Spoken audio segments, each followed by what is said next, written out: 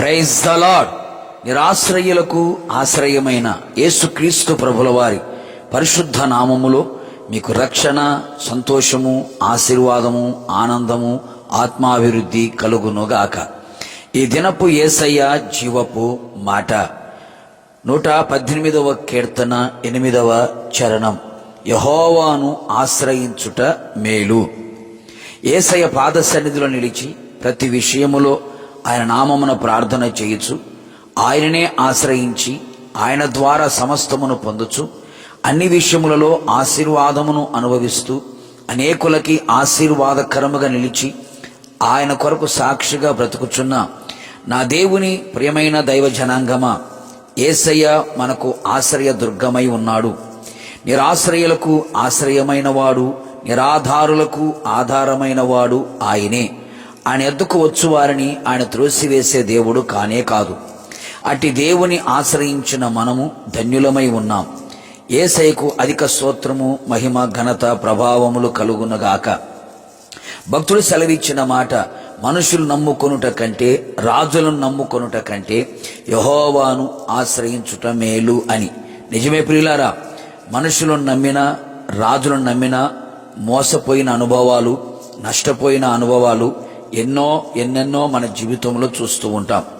కనుక మనుషులను ఆశ్రయించుట కంటే, రాజులను ఆశ్రయించుట కంటే యేసుక్రీస్తు ప్రభుల వారిని ఆశ్రయించుట ఎంతైనా మేలు. నరాలాడే నరుని నమ్ముట కంటే నజరేయుడిని యేసయ్యను ఆశ్రయించుట నీ జీవితానికి మేలు. నా యేసయ్య ఎంతో నమ్మదగిన వాడు, ఆశ్రయమైన వాడు. నా ప్రియ దేవుని ప్రజలారా, నీ శ్రమలలో, బాధలలో, కన్నీళ్లలో, ఇరుకు ఇబ్బందులలో, నిరాశలో, పలు విధములైన శోధనలో, ఆపదలో, మరణకరమైన పరిస్థితులలో, శత్రువు యొక్క బెదిరింపులలో, ఎలాంటి ప్రతికూలమైన పరిస్థితులలో ఎవరిని ఆశ్రయించినా ప్రయోజనము లేదు.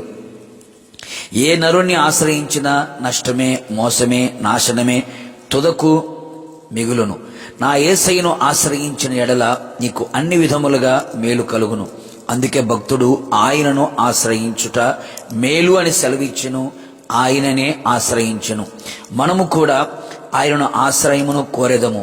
ఆయనను ఆశ్రయించు వారందరూ ధన్యులు. ఆయన ఆశ్రయించు వారందరూ సంతోషించెదరు. ఆయన వారి దుఃఖమును, విచారమును, వేదనను, బాధను తొలగించును. ఆనందమును దయచేయును. హృదయ సంతోషముతో, హృదయానందముతో వారి కేకలు వేయుదురు. ఆయన ఆశ్రయించు వారిని ఆయన విడిచిపెట్టువాడు కానే కాడు. అందరూ విడిచినా, మరచినా, దూరమైన, కనుమరుగైపోయినా ఆయన తన వారిని చెయ్యి విడిచిపెట్టడు. ఒంటరిగా విడవడు, అనాథలునుగా విడవడు, వారితో కూడా ఉండును. ఆయన ఆశ్రయించిన వారికి ఆయన కేడమై ఉన్నాడు. వారిని అన్ని విషయములలో కాపాడును. వారి ఆత్మ, ప్రాణ, శరీరమును కాపాడి సురక్షితమును, క్షేమమును దయచేయును. తను ఆశ్రయించు వారి ఎడల ఆయన దయాళుడై వారిని రక్షించును, విడిపించును, సంరక్షించును, పోషించును.